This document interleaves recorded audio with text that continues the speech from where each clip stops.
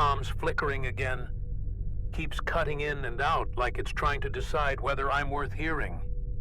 Battery says 20%, but it's lying. There's no power left in this rig. No light. No heat. Just smoke, blood, and whatever's crawling past the outer wall. I've wedged myself behind the breach panel in Generator 3, right between Sergeant Miko's leg and what's left of Lieutenant Prax. It smells like burning copper and wet earth, like the whole planet's exhaling something ancient. My left side's numb. Can't tell if it's from the shrapnel or the venom. Not sure it matters now. I can still hear them out there, not moving, waiting. They don't stomp or clatter or growl. They scrape, like bone across glass, like claws dancing a rhythm we were never meant to understand. I can feel it in my teeth. Tiny vibrations tapping the roots, over and over again. They never come during the heat of firefight. Only after. After we've burned ammo. After we've screamed. They like the quiet. They hunt in silence. That's what we got wrong. We thought they were animals. But they were never chasing us. They were herding. Command won't hear this, I know. The capsule's shot, and even if the signal cuts through, there's no one left in orbit. We lost contact 3 days ago, maybe 4. Time feels slippery down here. DRAAL's a liar. Daylight fades in seconds, and the stars overhead don't match any nav chart we've got. When the storms roll in, the sand glows purple and sings through the cracks in your visor. First time I heard it, I thought it was feedback. Second time, it said my name. And I swear it said it with her voice. She's dead now, but the sound was right.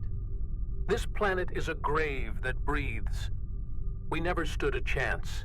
Not once the first beacon cracked open and started broadcasting.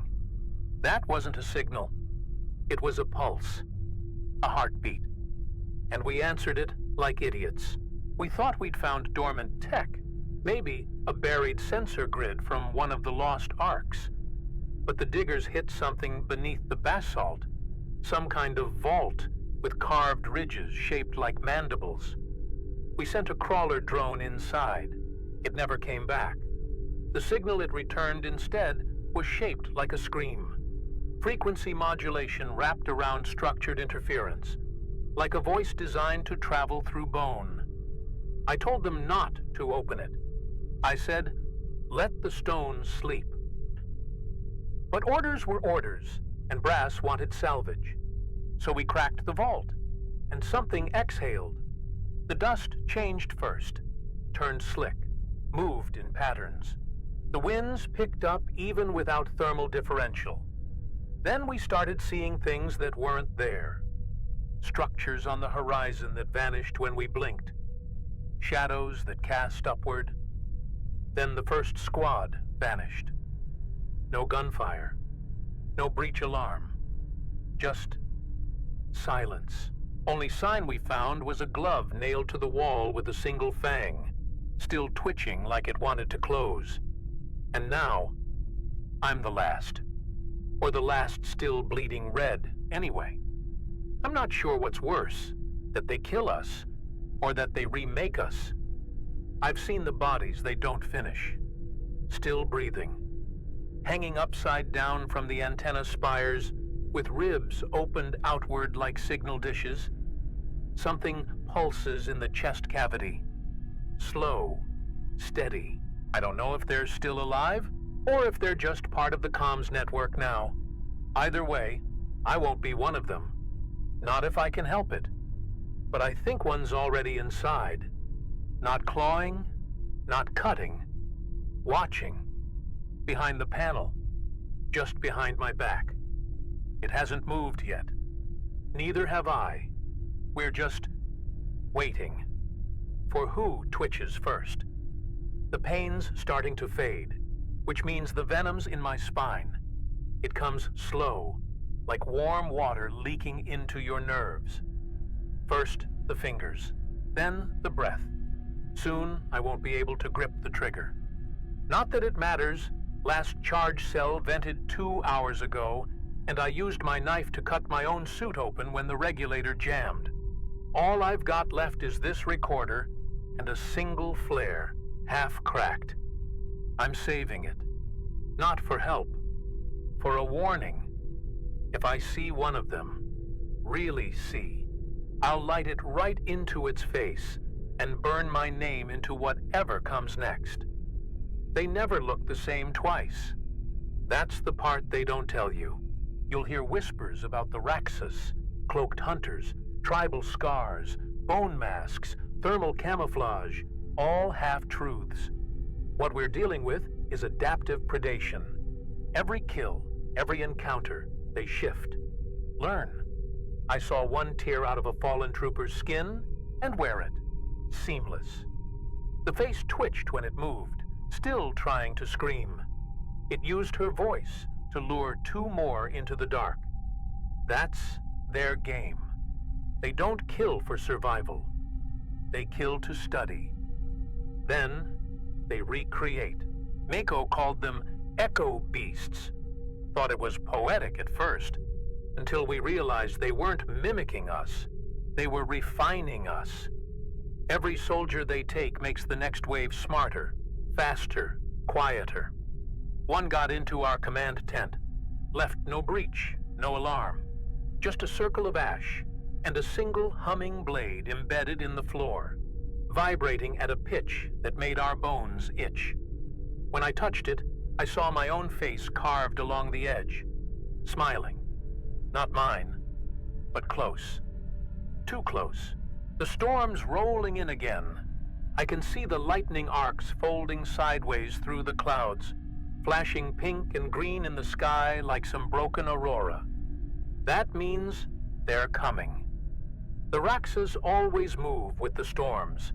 They ride the static, hide in the heat signatures. We thought it was random. Now we know better. They aren't moving through terrain. They're moving through us, through thought, through memory. And when the storm breaks, something always wakes up. We saw the first footprints 5 days before the first scream. Not ours.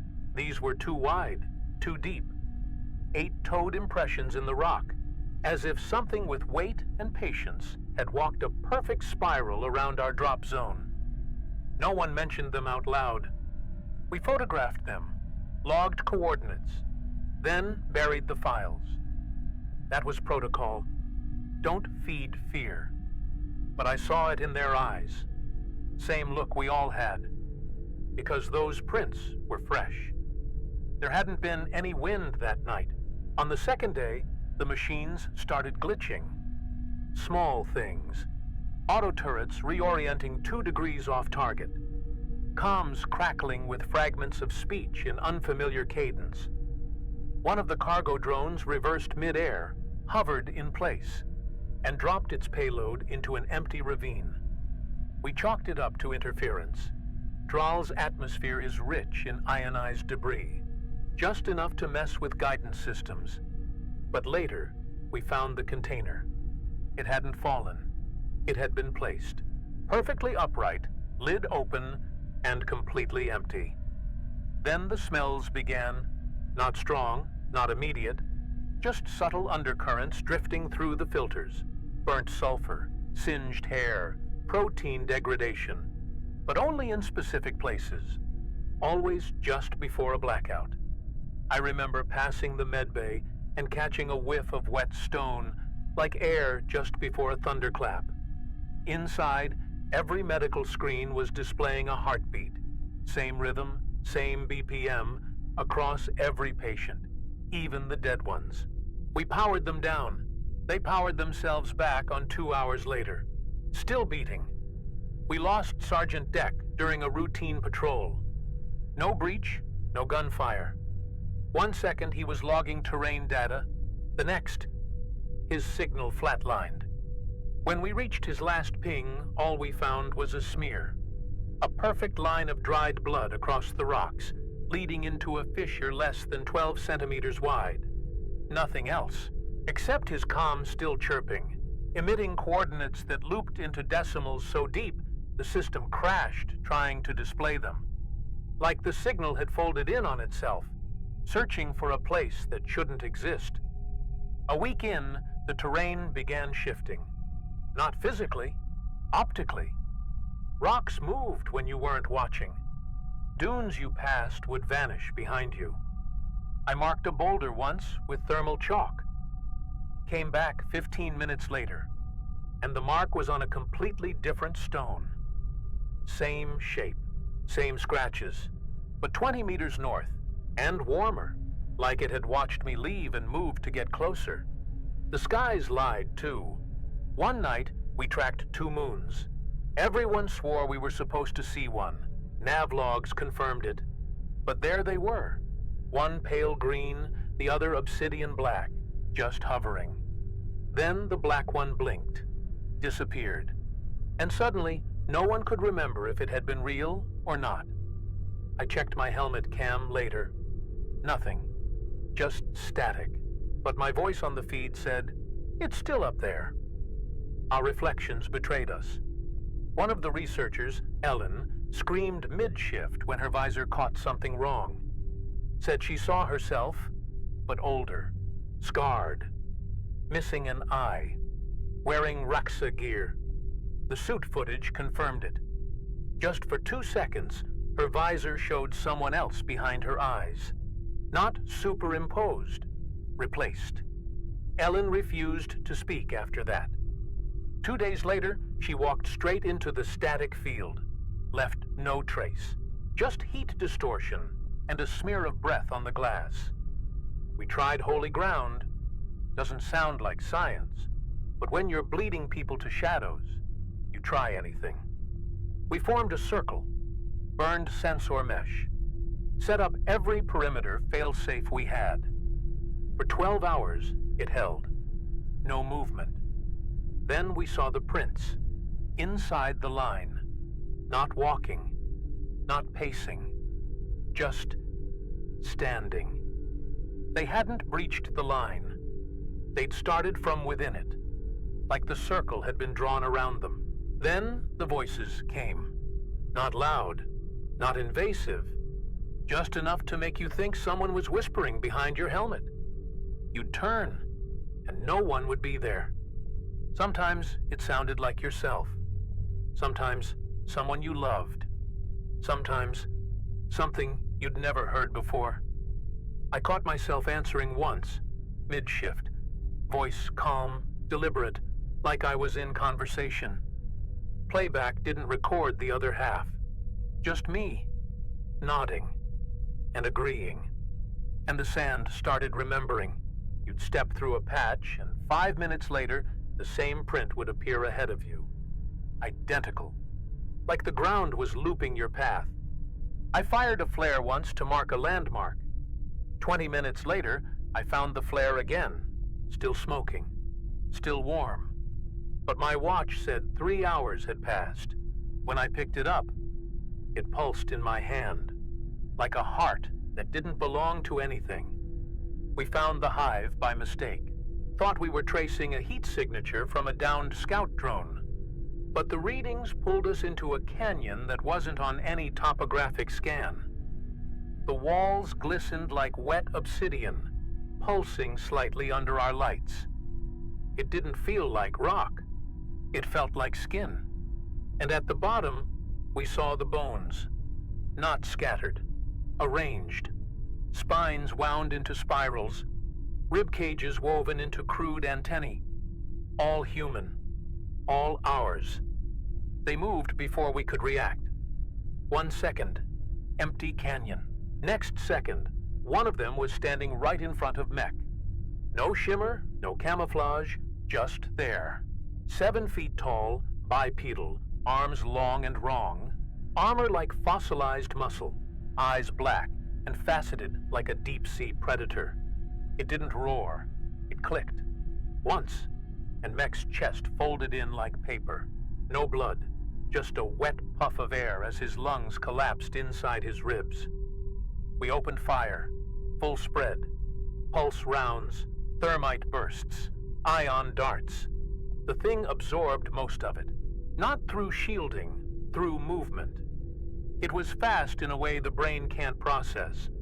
Every shot we fired landed where it had been, never where it was. I swear it was reading our intent, anticipating the trigger pull. One of the newer recruits tried to run. It let him. Watched him scramble uphill, then sent something flying through the air. Not a dart, not a blade, his own femur. We tried to retreat. I dropped a charge behind us, standard breach suppressor, but the detonation didn't echo.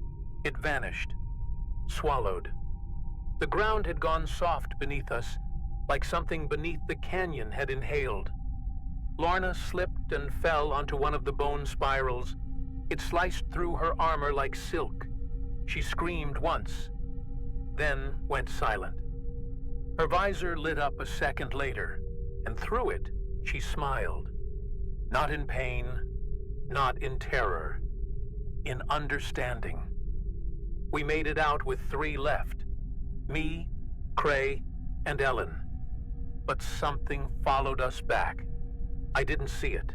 I just felt the weight shift around the base as we entered, air displaced by something that shouldn't have mass. And Ellen, she changed. Not overnight, but slowly. Her eyes started twitching in sync with the base sensors. Her breath no longer fogged the visor. And when I checked the med logs, she'd stopped sleeping. Logged activity on every hour. Never blinked once. Cray was the first to confront her. He cornered Ellen in the comms core, started screaming about her eyes, about how they weren't hers anymore. She didn't argue, didn't flinch, just turned slowly and said, "They see better now." Her voice was calm, wrong. There was a delay, like it had been run through static and echoed back a second too late. Then she lunged, not like a person, like a blueprint coming to life. Her fingers went straight for the soft spot under his jaw. We pulled her off, barely, got her into containment. She never struggled, never said a word again. Just sat there, blinking every 17 seconds. I counted. At hour 3, her skin began to split. Not violently, not with blood. Just a clean separation along her spine. Something was growing underneath. She didn't cry. She just breathed deeper, like she was relieved. Like the thing inside her had finally been given room to stretch. I checked the motion sensors that night. 46 triggers inside the perimeter. 46 shapes, moving with us, never approaching, always observing. Some were small, others towered past the range of the sensor gate, but none of them triggered an alarm. I opened the logs. Every single file had been replaced with a symbol. Same glyph, repeating. A fang curved into an eye. Beneath it, the words, "Still becoming." We interrogated Ellen again, this time with restraints. She looked at me, eyes pale, pupils vertical, and whispered, "This is the selection." Said it like she'd heard it from someone else. Said we were not being hunted. We were being auditioned. Every decision we made, every reaction, we were feeding the hive new patterns. It wasn't learning how to kill us. It was learning how to use us. I asked her why. She smiled with teeth that were no longer hers. And then the drones came back. The ones we lost days ago, blasted, fried, presumed buried under rock slides. They floated in from the dunes, unpowered, hovering just off the ground. No noise, no heat. Their lights pulsed in perfect rhythm. One we hadn't programmed, one that matched our own heart monitors. The first to notice was Garrick. His monitor synced. Then his heart stopped. Dead in 4 seconds. No sign of trauma, just silence and a matching light pulse. We locked the base down after that, blocked all doors, sealed vents. Shut every system that didn't serve a gun. But the power grid didn't respond. The base lights dimmed, then turned red, then pink. Not emergency code. Not warning. Something new. The walls vibrated gently, like breath under flesh. And in the main hall, spelled in static on every screen, the same message. You may proceed. The halls no longer match the schematics. We walk through the mess corridor and come out in the cargo bay. Turn left twice and find the same hallway again, but mirrored, stretched, quieter. The lights buzz in rhythms that don't match the generators. Ellen escaped containment 3 hours ago, and we never saw a breach. Her cell was empty, airlock sealed, restraints untouched. But her fingerprints were inside the walls. Cray started coughing blood an hour in. Said he tasted ozone and metal, like chewing on electricity. His veins turned black. Not bruised, recolored. The skin pulsed. I watched it, moved in patterns, like it was receiving signal. He looked at me and asked, "Is this what they want? Is this what we're supposed to be?" Then his pupils narrowed to points, and he collapsed. I dragged his body to medblock. It was gone within minutes, like the base rejected him. I've stopped checking the clocks. They lie. Every one of them. My watch reads 8:0300. The wall panel says 17:02. My gut says it's still yesterday, or maybe tomorrow. The sun outside doesn't rise anymore. It pulses. The color changes every cycle. Blue, then green, then something deeper, like it's glowing from inside the planet. The sky is a lid, and we're in something's mouth, waiting to be swallowed properly. We tried to call for evac.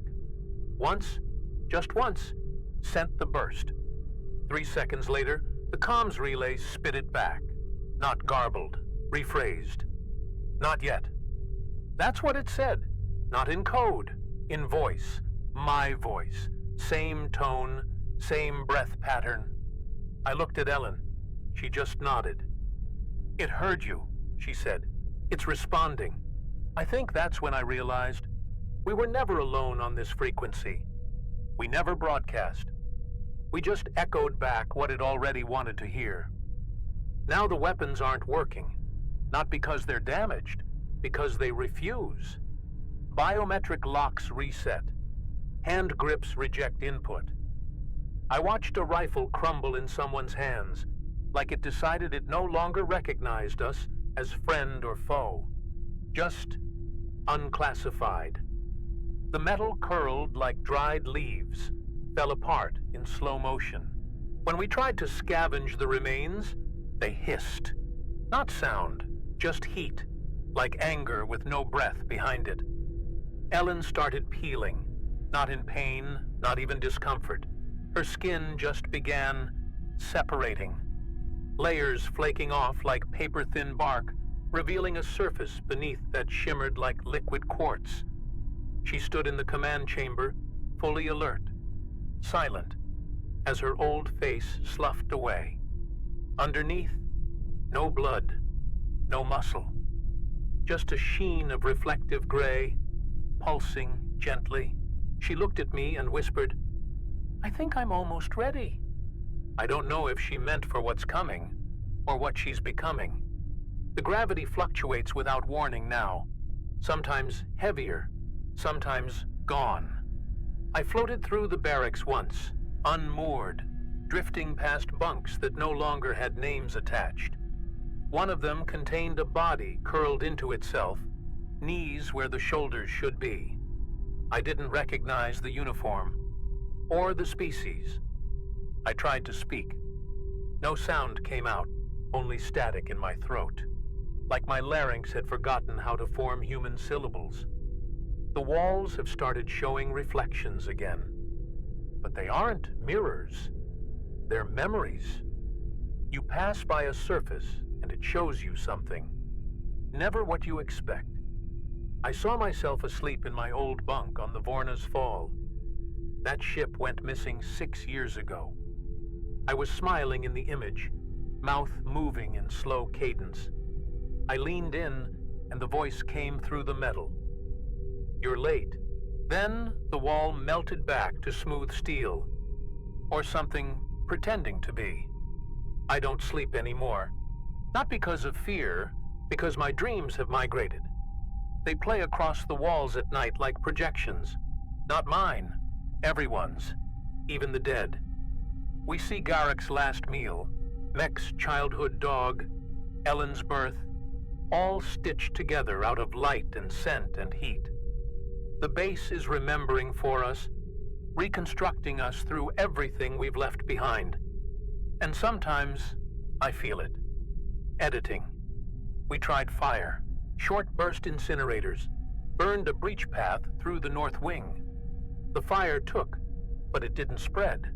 It folded into itself, then sank into the floor. The metal drank it, absorbed the heat, and left the walls black and soft. I touched one. It exhaled, and beneath it I heard a voice I hadn't heard since childhood. My sister's voice. She died during training rotation, but she said my name like she was still in the room, like she was waiting behind the steel. I saw my own blood under a scope, thick, slow, but alive. It moved, not through pressure, but decision. Cells forming patterns, curling into shapes. One of the medtechs ran it through the analyzer. The machine glitched, then spat out a sequence of coordinates. Off-planet, far beyond the range of our current star map. "It's trying to go home," she whispered. And for a moment, I believed it. Because it didn't feel like mine anymore. It was just using me to finish the journey. I cornered Ellen in the comms relay. What was left of her? She stood barefoot on the uplink plate, surrounded by tendrils of living wire, flesh braided into cable, eyes blinking inside fiber conduits. She spoke without turning. "You don't have to fight this." Her voice was plural now, layered, harmonized, like 3 mouths speaking at once. I raised the last incendiary charge. She smiled. Not out of fear, but pity. Like I hadn't understood the question. Cray tackled me before I could throw it. He wasn't infected. Not fully. Just changed. His pupils were thin, sharp, shaped like slits of a visor. He held me down, whispering, "She's right. They're building something better. We don't have to die. We just have to agree." I broke his nose. He didn't even flinch. Just bled slow, thick, like syrup. His blood steamed. It smelled like crushed stone and static, and he kept smiling through it. I got free, ran, left them both. Couldn't bring myself to detonate. Not yet. Not until I knew what the signal was doing. The base wasn't broadcasting anymore. It was inviting. All screens displayed a single glyph now, pulsing every 5 seconds. A curved fang, cradling a sphere. Underneath it, 3 words. Choose, become, transmit. And the worst part? I felt it. In my fingertips, in my bones. That pull to obey. I reached the core. The override system was still operational. Barely. Just enough power to ignite a partial self-destruct. Not a full atmospheric purge, but enough to fracture the structure, collapse the hive below. I stood there, hand over the panel, thumb above the key, and I hesitated. Not because of fear, but because for the first time since we landed, the station felt calm, like it was holding its breath, waiting for my answer. And then I heard myself. Not my voice, myself. From the far end of the chamber, another me, limping, helmet shattered, chest torn open, but alive. Eyes black and glassy. It spoke the words I hadn't said yet, the exact words. My next thought. I froze. because whatever it was, it knew, and it was smiling, like it had already lived this choice again and again, and I was just one more version, about to fail. It stepped closer, not rushed, not threatening, just inevitable. Each footfall echoed too loud, like the floor remembered its weight before it landed.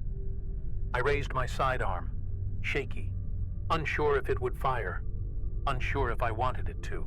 The other me cocked its head, like curious prey, and whispered, "You've already pulled the trigger, just not in this version." I screamed, fired. The shot passed through it like breath through fog. That broke the spell. I turned and slammed the key. The override lights flared white. The deck vibrated deep, like the whole station clenched in rage. Ellen's voice rang through the speakers, not her words, but her cadence, spoken by something massive, layered with heat and breath. Sequence acknowledged. Regret unnecessary.